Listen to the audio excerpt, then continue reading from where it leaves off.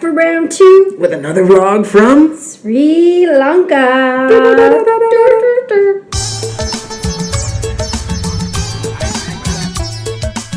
To get to Sri Lanka, we had a 43-hour travel day.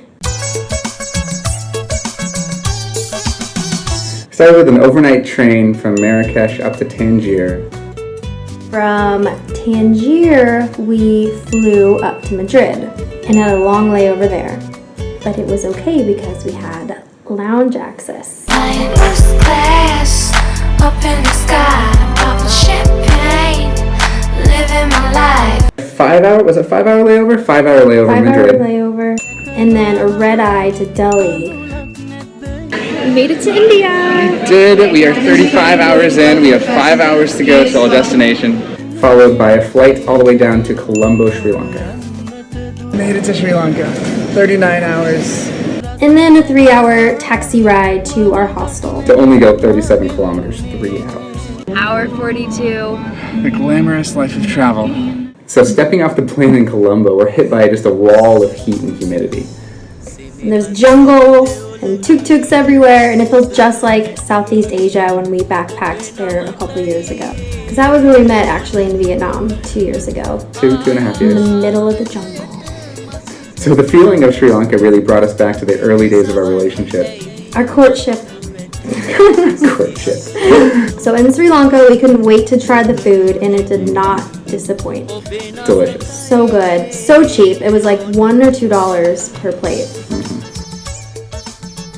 So after one night in Colombo, we were ready to escape the heat. So the best way to travel in Sri Lanka is by train. So we got 2 second-class tickets for $2. Our train shows up, and by the time we grabbed our bags, everyone had already loaded on and taken all the seats. We stood no chance of getting a seat on that train. The Sri Lankans are ruthless when it comes to trains. We can't move an inch for the first 2 hours. You're in some lady's lap, and I've got guys' armpits on the side of my head. We got real comfortable with the locals really quick.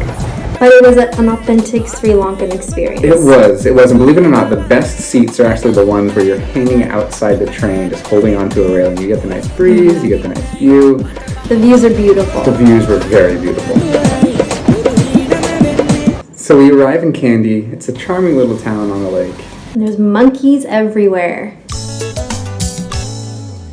After wandering around the town a little bit, we decided to see a cultural performance at one of the centers there. We tried some new flavors.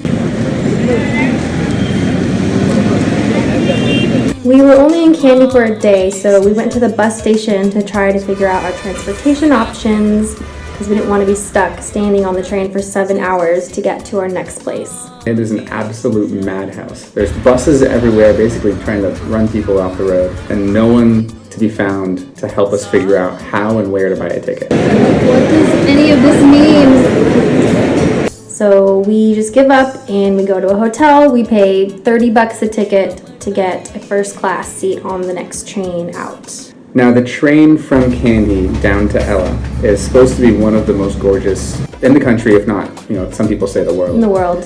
We actually ended up standing by the door most of the time anyways, just to hang outside with our feet in the air. It's the best way to see the countryside. So you don't need first class. So our next stop was in Ella, which is in the middle of tea plantation country, and we found a gorgeous homestay for about $25 a night. Which wasn't the cheapest option, but it had an amazing view, so it was worth every penny.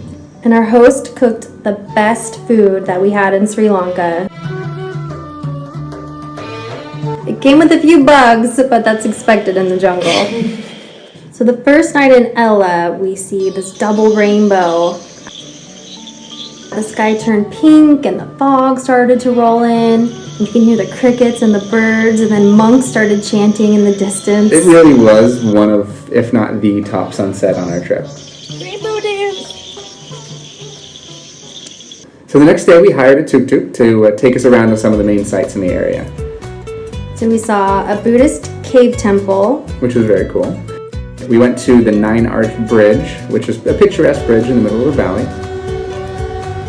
We went to a waterfall and saw some locals bathing and washing their hair. We mingled with some monkeys. Our day was cut short at about 1 or 2 o'clock because it just starts downpouring. It is raining so hard right now. I think it's the monsoon season. So the next day in Ella, we took another tuk-tuk over to a hike up to Little Adams Peak.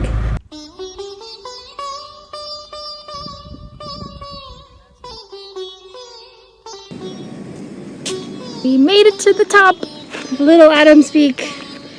Show them what you're working with. So just in time before the next storm hit, we grab a tuk-tuk to take us to our next stop of Haputale. So we went from $25 a night in Ella to $8 a night in Haputale. So when we get there, we're greeted by the owner, Ika, but when we arrive at the property, there is no power, no Wi-Fi, no hot water. The humidity makes everything damp inside. He promises the electricity is going to be back on within moments, within hours. But the power never came back on. So we eat dinner in the dark, which is a very nice meal prepared by his wife. It's a candlelight, so we had a little bit of light. Candlelight dinner, we played card games in the dark to entertain ourselves. And then we're in bed by like 8:30. So we're sleeping on this brick of a bed under a mosquito net. Everything is wet. It's cold, so we're wearing all of our clothes to keep warm.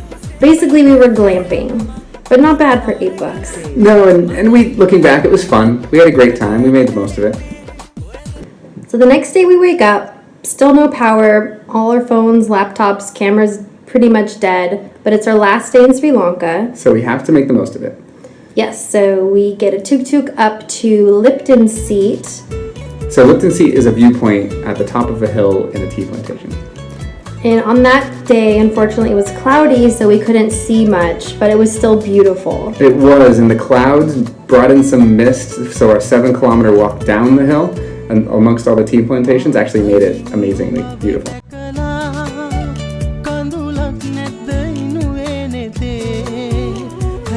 So at the bottom of the hill, after a 7-kilometer walk, there is a tea factory, which we went in, paid a few dollars, and got a whole tour of the place. And then we had some tea afterwards while we waited for the bus to come. And then it was a bumpy bus ride back into town. Then we make it back to our homestay, assuming there's going to be power. Fingers crossed there's power. Nope. Nope. Needing to charge our devices, needing Wi-Fi to connect to the world and let people know we're alive. And we haven't had a shower in days. Yeah. So we wait, and it's pouring outside, and we say, screw it, we grab our bags, run down the street looking for another place to stay. Now luckily there's a lovely family, a lovely house right down the street that had power, had Wi-Fi, had hot showers, so we stayed there for our last night. Yes. Hallelujah. So the next day we were up at 4 a.m. To get transportation to the airport in Colombo to leave Sri Lanka and fly to India. The end. Ta-da! Favorite thing about Sri Lanka? For me, it's a combination of the scenery and the people. The people were so nice, but the scenery of the tea plantations and the rolling hills and the mountains, it's hard to beat. What about you? I liked the afternoon thunderstorms. You would. And the monkeys. And so what's your favorite memory from Sri Lanka? Oh, easy. That would be the rainbow sunset. The rainbow sunset with storm clouds. Yeah, no, that's mine too. That is hard to beat. Stay tuned for India. Coming up next.